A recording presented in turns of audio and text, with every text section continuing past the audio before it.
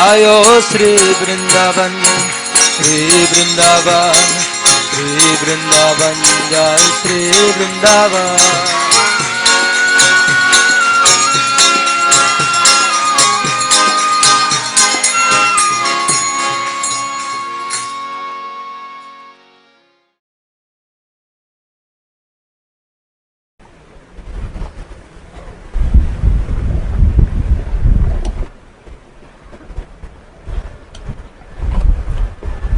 Srila Radhanath Das Goswami was the son of Govardhan Madhu Madhyar. His uncle was Hiranya. They were great landowners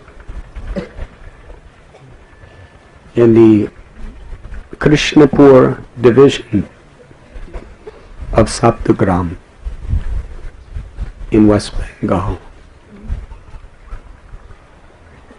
Their fortune was immense, and Raghunath was the sole heir.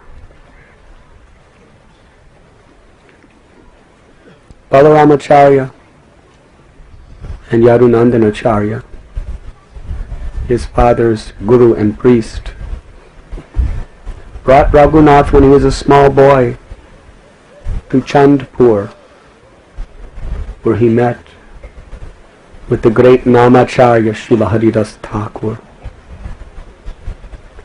Seeing Haridas Thakur's deep attachment to the chanting of the holy name and his subsequent detachment from all the pleasures and so-called joys of this world had a deep impact in Raghunath's heart.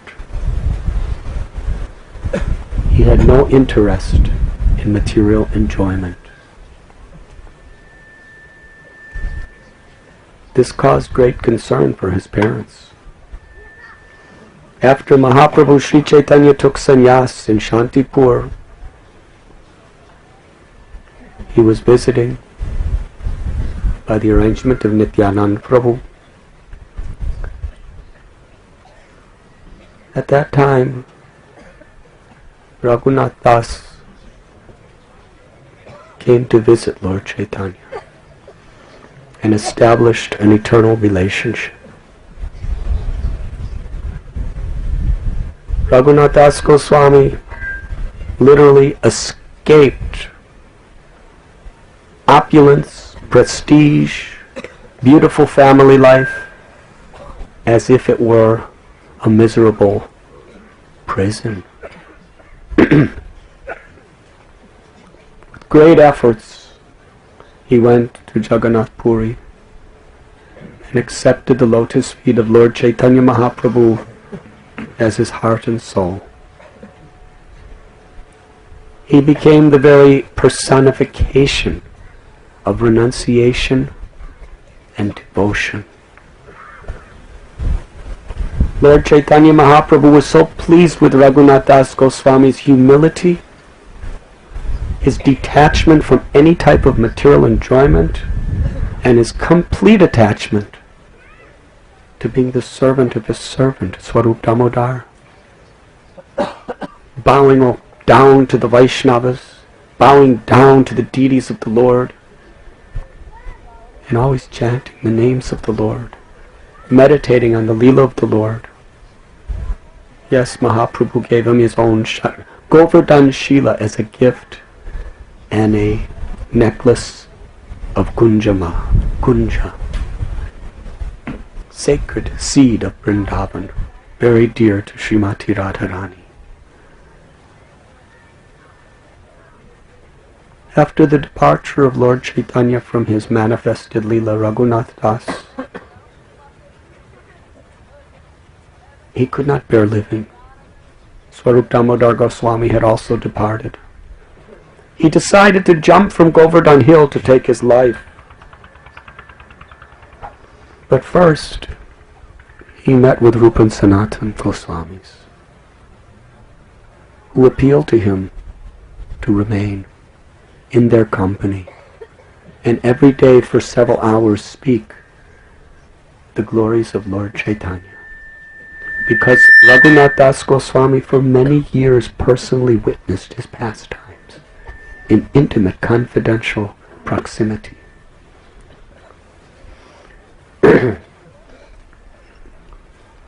With the blessings of Rupa and Sanatana Goswami, Raghunath Das Goswami resided on the banks of Sri Radha Kund. There he would perform his sadhana.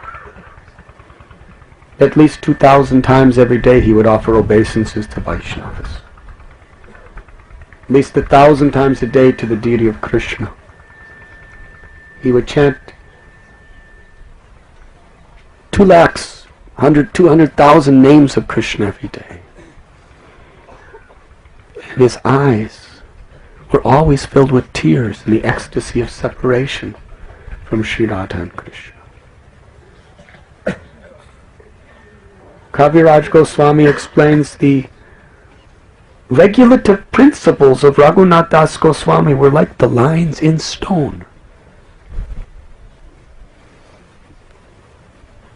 He was so strict, but yet his heart was so soft with love and compassion. When Janava Devi came to Radha Kund, Raghunath Das Goswami ran and fell at her feet and worshipped her. Yes, Raghunath Das Goswami is our Prayojana Acharya. By his lifestyle and by the writings that he offered the world, he taught the highest realm of spiritual perfection. He abandoned massive wealth to live with a simple, torn, rejected cloth made into a kopan and a small chadar. So absorbed in his sadhana that he didn't even notice when tigers were just a few feet away from him drinking water from the Kund. So absorbed in his sadhana that even in the midday, in the summertime, when the sun was scorching, he didn't take note. Sanatana Goswami took note. Krishna personally protected him from the tigers, and Radharani stood over him with her own veil to shade him from the sun. By Sanatana Goswami's request, the Bhajan Kutir was made for Raghunath Das Goswami on the banks of Sri Radha Kund.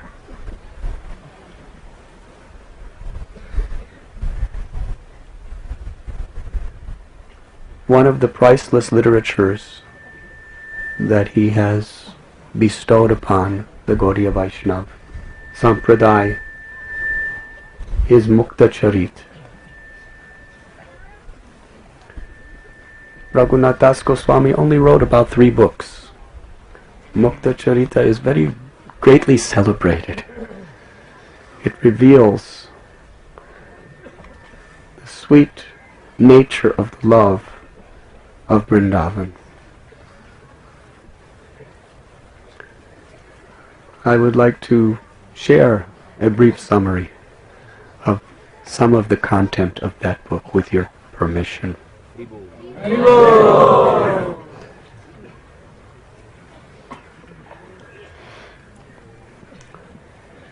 One day Satyabhama,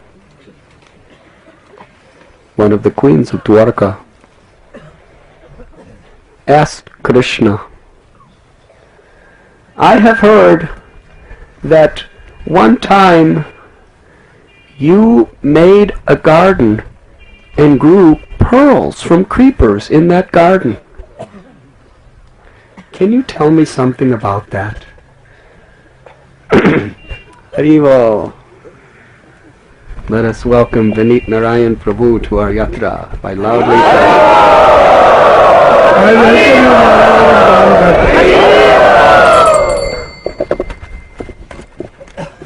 This is Girirajji's Patka from Danga.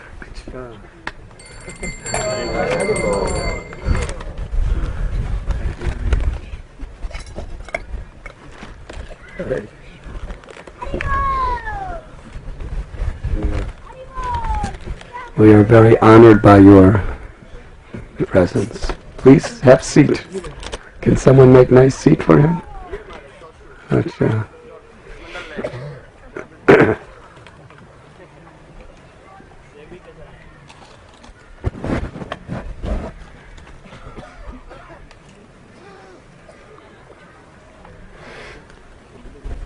In Dwarka,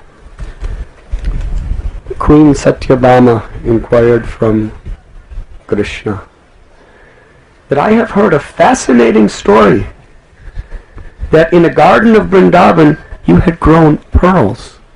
Can you tell me this story? Krishna narrated. On the day of Diwali, in the month of Kartik, Srimati Radharani and gopis assembled at Malyahari Kund. I would like to tell you where Malyahari Kund is. Just about a 1-minute walk from where we are now. In fact, you all passed by it, but perhaps because you don't have divine vision, you did not see it. But really, you don't need divine vision. All you have to do is know where it is. As we're returning to Sri Radha Kund, just on your right side will be a beautiful kund named Malyahari Kund. It is very small, but it is very sacred. It has been worshipped by our acharyas for hundreds and hundreds of years.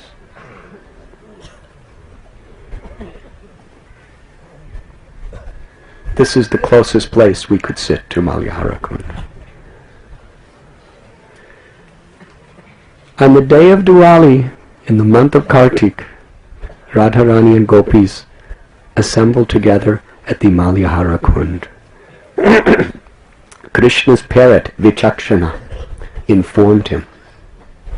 Krishna came to Malyahari Kund, and there he found Srimati Radharani and her Sakis making pearl necklaces. Beautiful pearls. Krishna requested from Radha and gopis if he could have a few of those pearls to decorate his most favorite cows, Harini and Hasini. But the gopis refused. Krishna pleaded with gopis, pleaded, please give me some pearls for my cows. Lalita Saki went to the bottom of a bag of pearls and found one broken little piece. And she said, you can have this. Shyam Sundar was very unhappy. So he went home and told Mother Yashoda that I want to grow a garden of pearls. Please give me some pearls to plant in the ground. Yashoda Mai responded that, oh Gopal, you don't understand. And then she laughed. That pearls do not grow on trees. Pearls come from the ocean. And Gopal insisted, no, they will grow. If I plant them in the ground, I have seen my father growing. I have seen him put seeds in the ground. Pearls, like seeds, I will plant. He insisted. So Yashoda Mai, to satisfy his heart, gave him some pearls. And he brought them near the bank of Yamuna and dug little holes in the ground and put the pearls in and then buried them. And then told Madhu Mangal to go to the gopis and request some milk to water his pearls. So Madhu Mangal went to Sri Radharani and gopis and requested some milk to water Krishna's pearls. And the gopis simply laughed. That's all they gave him was a laugh. So Madhu Mangal returned. Krishna went to Mother Yashoda and requested some milk. She supplied all the milk he could want. And he went and profusely watered the ground on the bank of Yamuna where he planted the pearls. After a few days, a little green shoot came out of the ground. And Krishna was so happy, he told gopis. And the gopis came and looked at the shoot and they laughed. And they said, "Those are thorn shoots, not pearl shoots." A few days later, a creeper grew that was covered with an immense quantity of large, beautiful, multicolored pearls. Those pearls were so special that they filled the entire Vrindavan Dham with an ambrosial, intoxicating fragrance. Krishna was laughing and joking to the gopis that my pearls are so big and so colorful and so fragrant compared to your small pearls. So gopis became quite competitive. And they had a meeting together. And they vowed to make a garden that would grow better pearls than Krishna.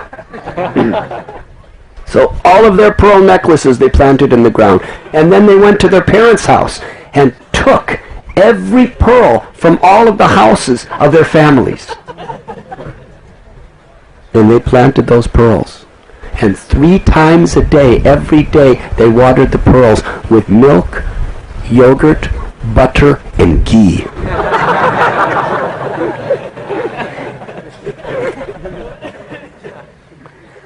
And after a few days, a little shoot came out of the ground.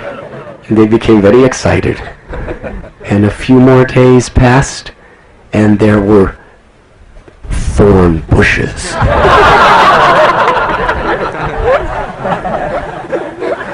When Krishna and his gopas saw those thorn bushes, they became ecstatic. They were laughing and joking, and Krishna really wanted to humiliate the gopis. He had his cowherd boyfriends make pearl necklaces out of his big, beautiful, multicolored, fragrant pearls. They made pearl necklaces for every cow in Vrindavan, for every buffalo, for every goat, for every sheep. In fact, throughout Brajdam, every monkey had a pearl necklace. But he would not give a single pearl to the gopis.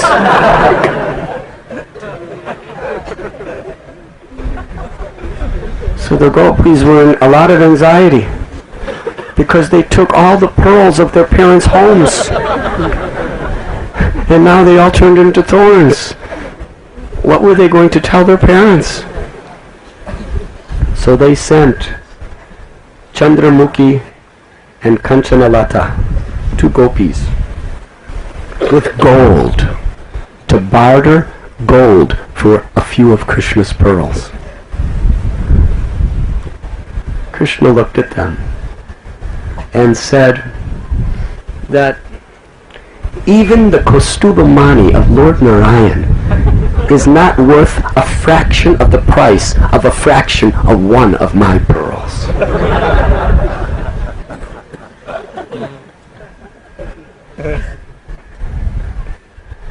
And each gopi came one by one to try to barter whatever they had for some pearls for Krishna. Srimati Radharani was hiding in a private little kunja where Krishna could not see her, but she could hear everything that was being said. And each gopi individually was coming. And Krishna had a large box of these pearls he was showing them. But no matter what they would give, he would not even release a single pearl. Finally, Krishna told Vishaka, Gopi, he said, I will give your Radharani the smallest of all my pearls, but she has to pay me whatever price I ask immediately, otherwise I will put her in a prison of one of my private kunjas. So nothing was working. There was a big argument. Raghunath Das Goswami goes into nice detail about that loving exchange of arguments. And then Subal was brought in as the mediator. because it was like one of those conflicts where they could not make a negotiation.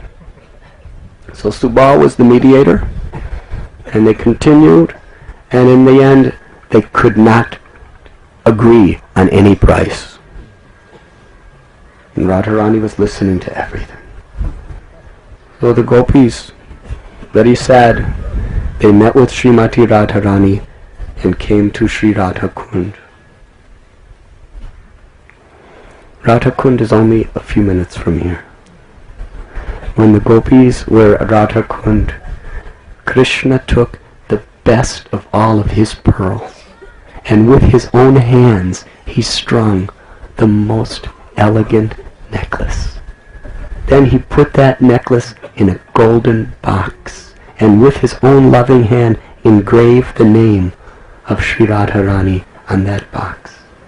Then he made another necklace of pearls with his own hands, and put it in a golden box, and put the name of another gopi. In this way he made boxes with gifts of handmade pearl necklaces for all of Radharani's Sakhis and Sri Radharani herself. And he sent them to Radha Kund to be given as gifts. The gopis were so joyful. Srimati Radharani picked flowers, beautiful fragrant flowers, and made a divine garland. Then she prepared most ambrosio bhoga, foodstuff, and she sent it to Krishna as a gesture, in reciprocation for his love. Then all the gopis decorated themselves with the most beautiful pearls in all of existence, and they went home, and their parents were very happy. Sri Radhanath Das Goswami has given us this beautiful story in much ecstatic detail. And what's so nice is Radhanath Das Goswami wrote this beautiful story just a few minutes away at his Bhajan Kutir at Sri Radha Kund, to glorify this holy place for all time to come of Malyahari Kund, a place of one of the most beautiful celebrated pastimes of Radha Krishna, an eternal pastime. When our hearts become pure through chanting the holy names with sincere devotion and serving Guru and the Vaishnavas, then by mercy, by causeless infinite mercy, these pastimes are revealed from within our own hearts. This is the supreme treasure that Sri Guru and Gauranga is offering us. Here at Malyahari Kund, let us place our head in the sacred dust and pray that the priceless pearl of the mercy of Guru and the Vaishnavas may be cherished as the suprememost wealth of our life. Let everything else be seen as nothing but useless, thorny bushes that only cause obstacles on our path.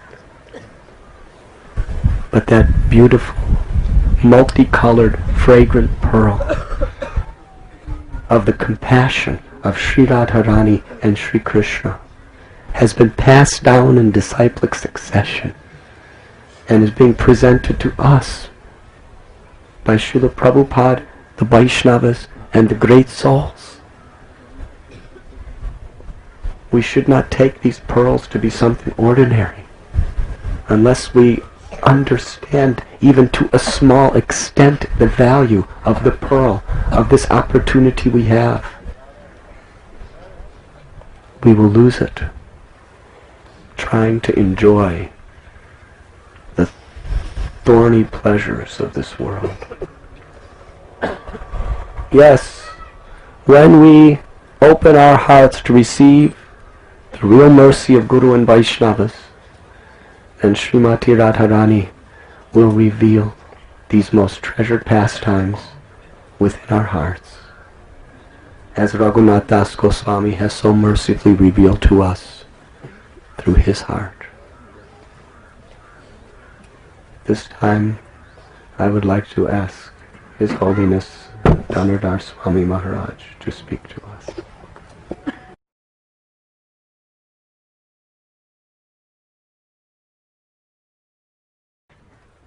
Nama Om Vishnu Padaya Krishna Pristaya Bhutale Srimate Bhakti Vedanta Swami Niti Namane Namaste Saraswati Deve Gauravani Pracharine Nirvishesha Sunyavari Pastyata.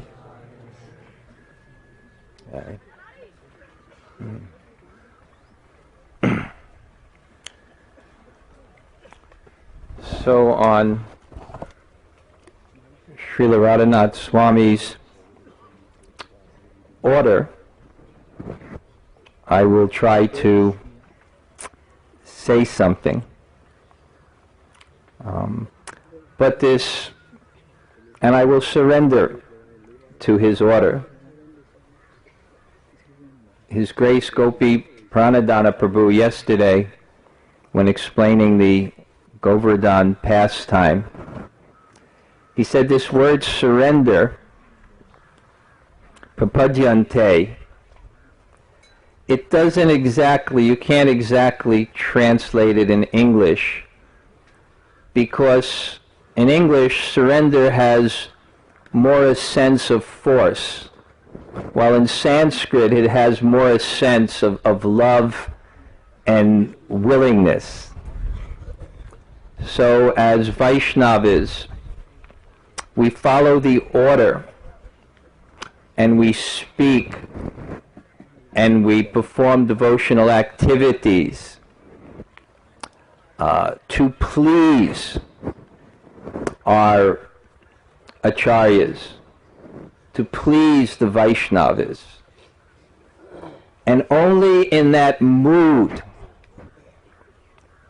will there be any spiritual potency manifest. In Sri Bhakti Sandarbha, when Srila Jiva Goswami, at the very, very beginning, he's offering prayers, of course, he calls himself Jivaka. The name Jivaka, when you put ka at the end of something, it makes it even smaller. Like if you say Bala, child, Balaka, very, very, very, very small child. So if you say Jiva and he says Jivaka, he said a very, very insignificant Jiva is compiling this book. And what is the reason? For the pleasure of Srila Rupa Goswami and for the pleasure of Srila Sanatana Goswami. Unless we perform all our activities in this mood, they will not benefit us. Because unless we perform devotional activities for others rather than ourselves, they won't deepen us in devotional service. I think there's a prayer by Prahlad Maharaj, where Prahlad Maharaj, he makes a statement that if one is not a devotee, even if he has all 12 Brahminical qualities, he cannot purify even himself. But if one is a Vaishnava, even if he's born in a family of dog-eaters, he can purify the whole world. This means Brahminical qualities. He's talking about a person who has Socham, Satyam, Shamo, Damas, Tapo, Saucham, Shantir, Arjavam, Evacha, Jnanam, Vijnanam, Astikyam, He's talking about a person who has all these qualities. Why cannot a person with all these qualities purify even himself if he's not a Vaishnava? Because a Vaishnava means one who is humble, one who is free from ahankara or false ego. And if you're not free from ahankara or false ego, then whatever you do, even if it's apparently good, will only increase your false ego. I am clean, I am religious, I am knowledgeable. But if one is a devotee, and he's humble, even if the external qualities may not be so exalted, he can purify everyone. Why? What does purification mean? Actually, Prabhupada in the Bhagavad Gita, he gave such a nice, almost like a mantra for perfection. And I always repeat it. He said the perfected state of the living entity is called a devotee. A devotee means one who is devoted.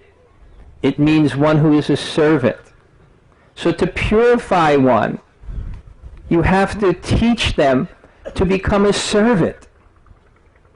And if you're doing things for yourself because you're not a servant, if you're not a devotee, you're not a servant, then how can you purify others? So this is actually the qualification and conclusion of all the Vedas.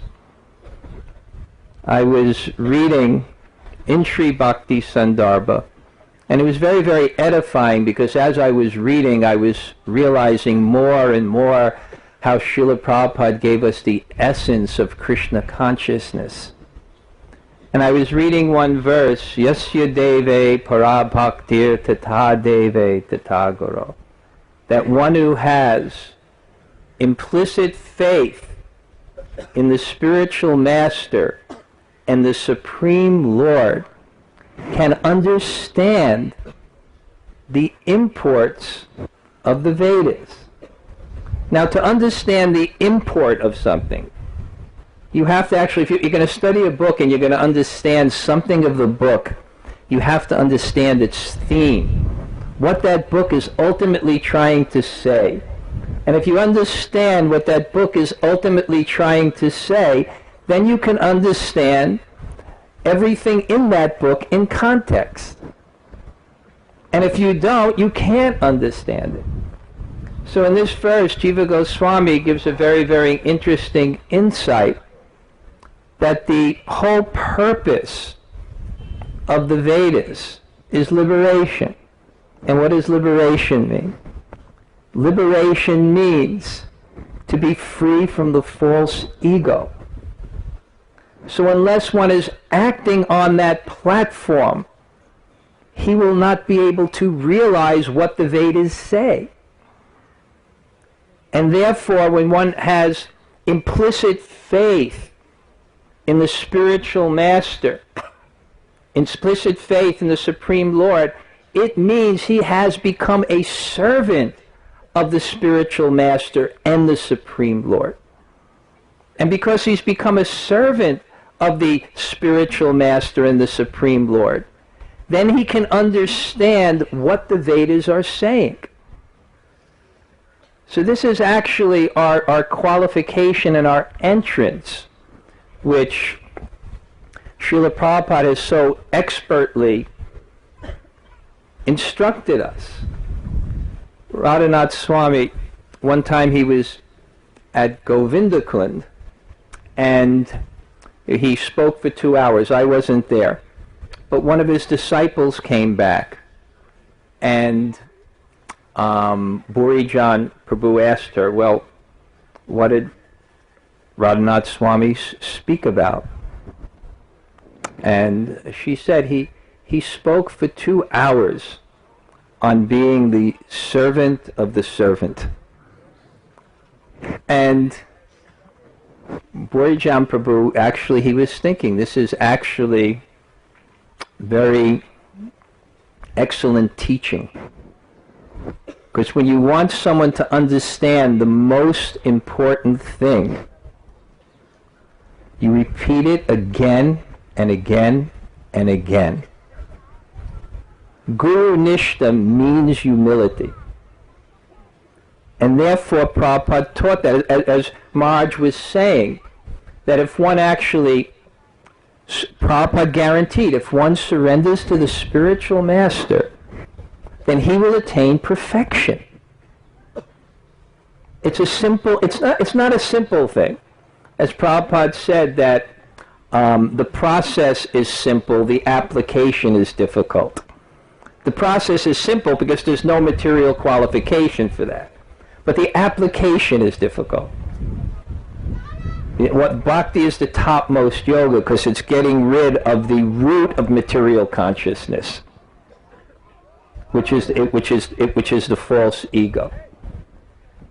So Boyajan was actually appreciating that this actually is the essence of spiritual life. And a very nice example that I heard, and I like to hear new things, and I heard something a new and simple analogy that sums up what Prabhupada taught about our ultimate bhajan siksha, our ultimate instruction on how to practice devotional service. And the example is simple, and it gave a very traditional family in Indian culture. And there's a young girl, and the young girl, she has an identity.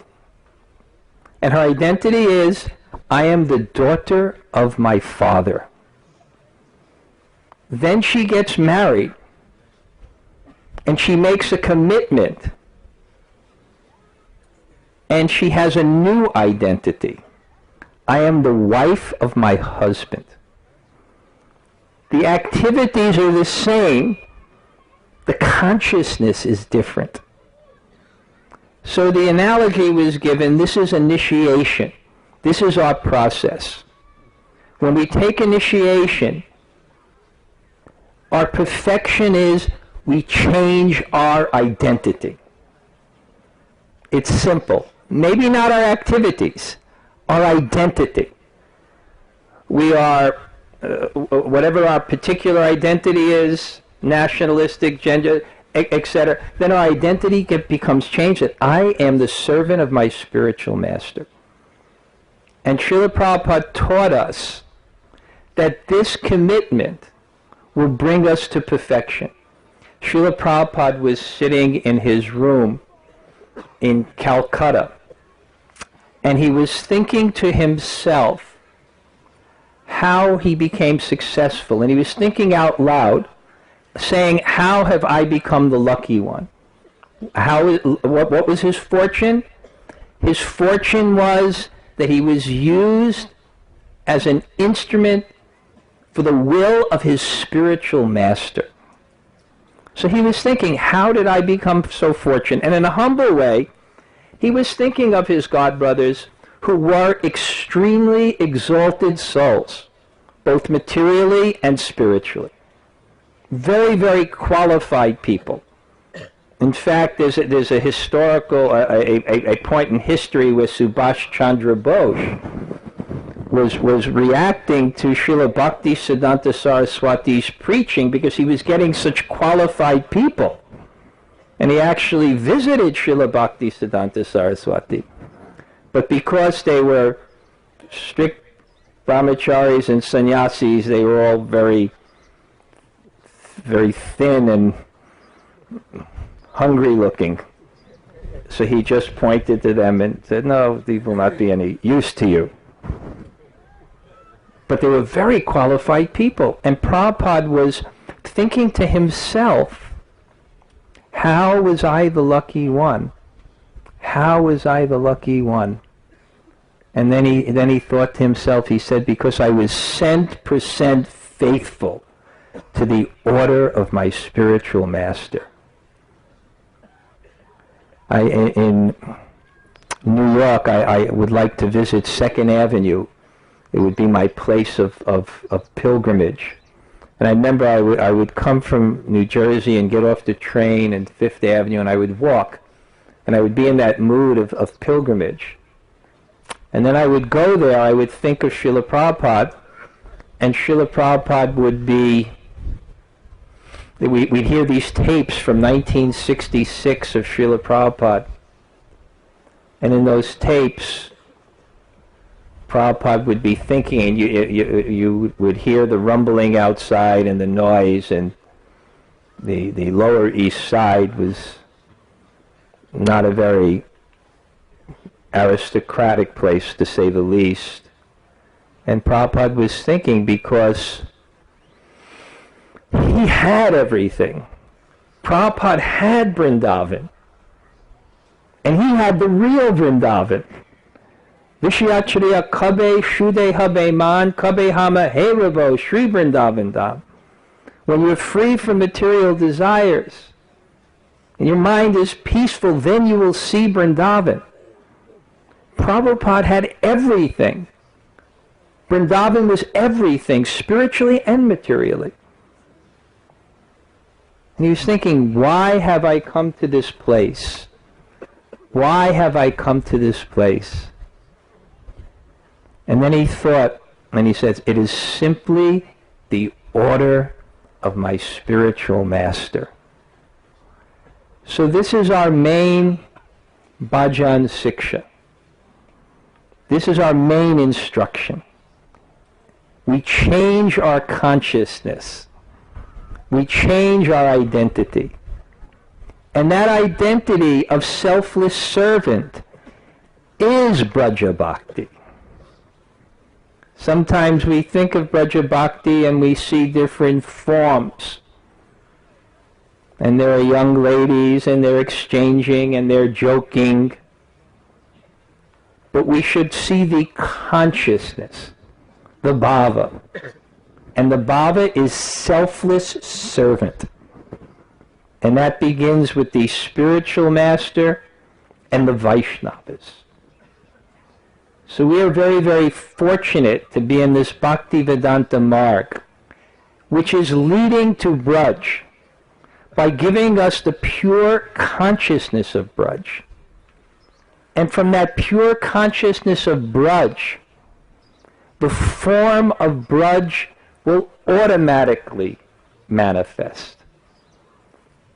So we're coming to these wonderful places, and coming to the places and following the Acharya. It is the Srila Bhakti Siddhanta Saraswati Thakur gave instructions about parikram, that we must be completely a servant of the spiritual master and the guide who takes us on, and then we'll see Vrindavan. When I take people on parikram, I always tell them, because sometimes you go to Govardhan and you wind up in the same place if you do a full parikram, look at what you see now. You will not be seeing the same thing. And I was thinking today on parikram, it's so auspicious. Just, we're sitting there by the side of Govardhan, we're chanting and hearing about Krishna, and then Govardhan manifests. Govardhan means the cows.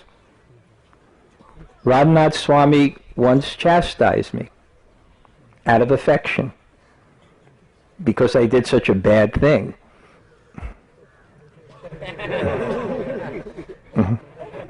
He couldn't help it.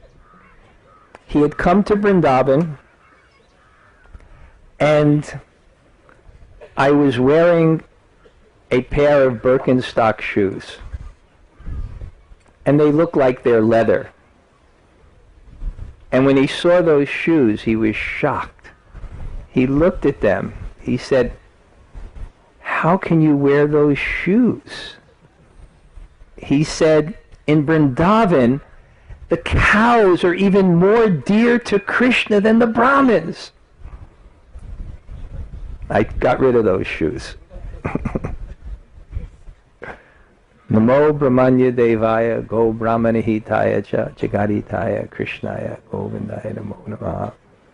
So Prabhupada gave us the Bhaktivedanta Marg, which leads to Braja Bhakti. He gave us that consciousness. He stressed it, he emphasized it, he exemplified it, and he gave us a mission to engage us in that consciousness. I'll just say one more short thing about Prayojana. Radhanath Das Goswami is the Prayojana Acharya. I'm not sure, someone could look it up, but I think the introductory verse for Mukta Charita, if someone could look it up, or someone, I think it's Nama Shreshtam Manumapi Sachi Putram Atra Sarupam Rupam Tasyagrajam Uruparim Matara Gostavatim Radha Kundam Girivaram Maho Radhika Madhavasam Prapto Yasya Patita Kripaya Shri Gurum Moste. The gifts of the spiritual master. Radhanath Das Goswami was meditating on the gifts. And what's the best gift? Nama Shreshtam. The best thing is the holy name of Krishna, which takes that humble mood. But Prayojana means the goal. In any philosophy, there's three aspects of that philosophy, whether it is astic or Gnostic. Whether it's atheist or theistic, they have a definition of reality, a method of realizing it, and then the experience of realizing it. So in the Vaishnava philosophy, our Sambandha Gyan, or reality, is Sri Krishna. Our Abhidaya Gyan, or method of realizing it, is bhakti, or devotional service. And the experience of that reality is called prema. And what is that experience of because what is reality? Reality is Krishna and his energies. Krishna and his devotees. That's reality. When you have reality, you have the Supreme Lord and his devotees. And the devotees have a natural relationship with that Supreme Reality Krishna because they're part of that Supreme Reality Krishna. And what is the attraction between two people in a relationship? That's called prema, or love. But because we are blinded to the absolute reality by our pride and envy, we are not seeing the absolute reality, and therefore we're not experiencing the absolute reality. But when you turn towards Krishna by bhakti or devotion, because why are we not experiencing the absolute reality? Icha dvesha samutena dvandva mohena bharata. Icha dvesha, separate independent pride, which leads to dvesha, or hate, or aversion. Due to our attitude of aversion to that absolute reality Krishna, we are blinded. That's called Maya. There is nothing outside of God. But we're an illusion. We don't see what is there. And it's all based on this attitude of non-devotion. not wanting to surrender to Krishna. And therefore, when we again turn towards Krishna and change the attitude that has blinded us to the Supreme Lord by performing pure devotional service, then again that veil of Maya will be lifted and will be situated in that ultimate reality, which is Krishna and his devotees. We will be Krishna's devotees and we'll see Krishna, and the natural attraction in our heart will be there. That's called priyojana. And where is that priyojana fully manifest? Vrindavan. When we read the Srimad Bhagavatam, the 10th canto, what do we see? We see that experience when one is no longer blinded towards God and how he feels in his heart. Just like Maharaj was describing the Govardhan Leela, everyone was loving Krishna.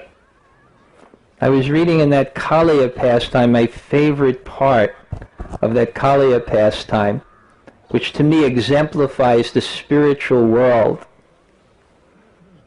is when Nanda Maharaj is in his village, and then all of a sudden he sees these omens in the sky. The meteors start to come, the ground starts to shake, the left eye on the men start to twitch, and they're thinking, inauspiciousness. What is happening? And Balaram is home today. It's his birthday. Krishna is alone in the woods, and there is danger. Immediately. And it's said that the residents of Vrindavan felt like a cow lamenting over its helpless calf. I was once trying to exemplify this story, and I was giving a class in New Jersey, and maybe you know, Mahesh Pandit, and his daughter is your disciple, and her name is Krishangi. So he was there, Mahesh Pandit, and I looked at him, I said, Mahesh Pandit, I said, what happens if it was September 11th? How would you feel if your daughter was in the Wall Street area of Manhattan? And even though I was just telling a story, he almost had a heart attack. And that's the way we should feel about Krishna's Leela. We know the ending. We know the ending. But if we see Krishna and hear about Krishna in the coils of that Kaliya serpent, lifeless, we should feel it. We should feel it. So they felt, and they began to search through Vrindavan. And they were looking for Krishna's footprints, because Krishna's footprints are so revered that no living entity in Vrindavan will ever step over Krishna's footprints. That's what Krishna consciousness means. You're fully focused on Krishna. So this is priyojana. And this is what Radhanath Das Goswami was experiencing at every moment. So the residents of Vrindavan began to search for Krishna. And it said the small children, the elders, everyone was searching. So they were looking for Krishna's footprints.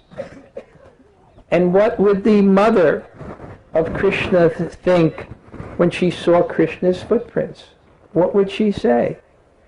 My child, my child, my child, out of love. And what would the friends be saying? My friend, my friend, my friend. And what would the gopis be saying? my lover, my lover, my lover. My friend, my friend, my lover, my child, my friend, my lover, Krishna, Krishna, Krishna, Krishna. Just like the 6 Goswamis. Hey Radhe Vrajadeva Ke Chalalite Hey Nanda Suno Kuta. Where is Krishna? Where is Krishna? Completely absorbed. And therefore, the example interestingly given for Prem Bhakti in the Bhakti Rasamrita Sindhu is Bhishmadev. Very interesting, because it's a good example for us. He was involved in so many activities. And it said he spoke on so many things. But at the end, he completely focused his consciousness on Krishna. There's nothing else in the consciousness but Krishna. Sri Krishna Bhakti Rasa Bhavato Mati. The intelligence is completely filled with that attraction for Krishna. Because that's ultimate reality, means there's nothing but Krishna. And therefore Prabhupada said that the pure devotees, they are thrilled at every moment.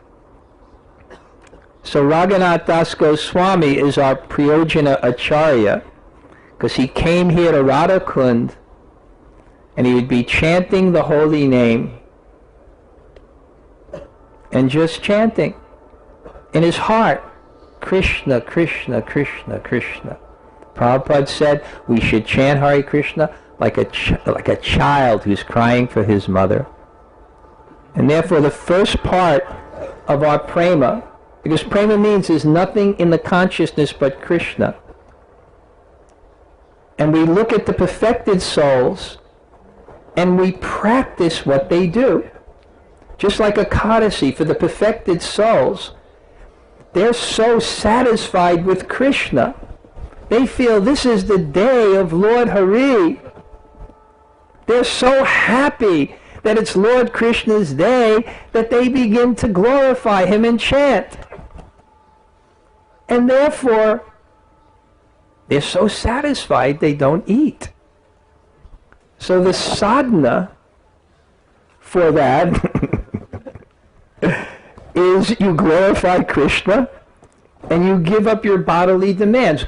Sadhana means that you practice what the siddhas do. So if prema is the full consciousness on Krishna, then our practice is attentive chanting. Krishna is there in his name. We are there as his devotees. What is missing except our prema? Everything is there except our mood or attitude. So we turn towards God in love, we focus on his name. As Prabhupada said, we hear that sound vibration. That's Krishna. We're his devotees. And then what happens? Then we say, but I have no attraction. We say, I have no attraction. And if in our consciousness we embrace that, if in our consciousness we embrace that, in a mood of humility, then the taste will come. Why will the taste come? What prevents us from seeing Krishna? It's offense only. It's only offense. And what protects one from offense? It's humility. Just as the eyelid protects the eye, humility protects our consciousness from offense. And if we have humility and we approach Krishna, I have no attraction. That humble mood will allow us to chant the holy name of Krishna. This is the second verse of the Shikshastakam. So I'll just finish by saying, just look around here. This is a wonderful place. We're seeing the original untouched Braja or Vrindavan with the cows and the breezes of Vrindavan, which are moving to give Krishna pleasure. So when we feel these cool breezes, this is the prasadam of Krishna. The difference between breezes here and breezes other places is these breezes, Vrindavan is moving consciously to make Krishna happy. So we can relish this very, I've never been here.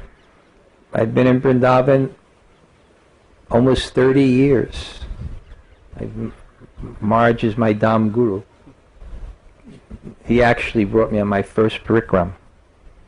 And I remember he was chanting the Sadguru Swami Astakam, and I didn't even know what the song was. He kept on saying, Vande, we were in Madan Mohan. And he was thinking, Vande Rupa Sanatano Raghuyago. I said, what is this song? I have to learn it. And then he told me the secret of parikram, and I never forgot it. Honestly, I never went on parikram before he took me. He said, come on, let's go. And he said the secret that the parikram moves by kirtan. And then you surrender to the kirtan, and the holy name shows you Braj.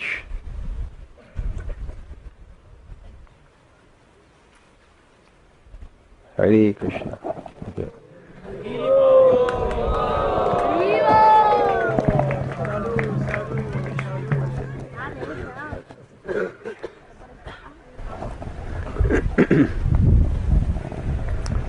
Thank you, Dhanadhar Swami Maharaj. Let us offer our heartfelt gratitude by chanting Hari.